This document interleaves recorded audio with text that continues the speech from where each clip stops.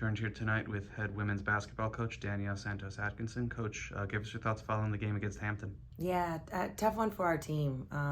The fight that they showed at the end of the game is a fight that we know is in this team and that this team possesses. It's about us being able to put a 40-minute game together. We won, statistically, if you look at it, we shot the ball 45%, we got 40 rebounds, we hit a lot of our marks and our goals, but giving up 30 plus points off turnovers is a really tough stat to overcome in an area we've got to improve.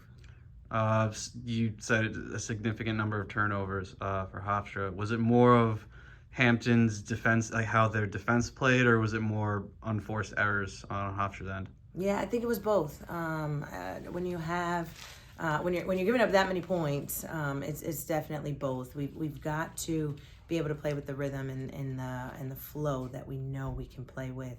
Some of the mental errors, some of the unforced turnovers are the ones that we've got to correct. I mean, Hampton did a great job of pressuring us in some areas and taking some things away, taking away no credit from there. But we also have to do a better job of being able to handle it. And I think it was some of the mental pressure that we put on ourselves and getting it done down the stretch. Another great night of shooting from Emma, 7 of 11 from the floor. I believe 4 3-pointers.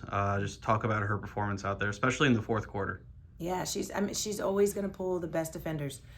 She's getting double teamed, triple teamed at times, and she's pulling so much attention.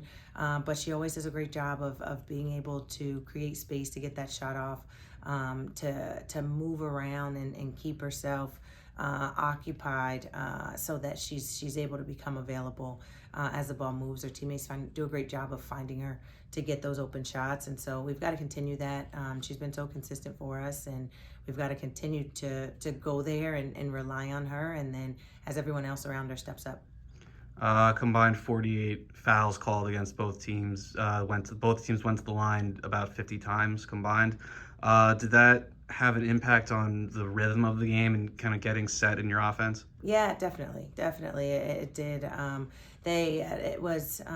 We were able to play at times, and at times they called it a little bit tighter. And so the adjustment defensively for us and making those adjustments quicker, there were some possessions where there were fouls called 6 possessions in a row.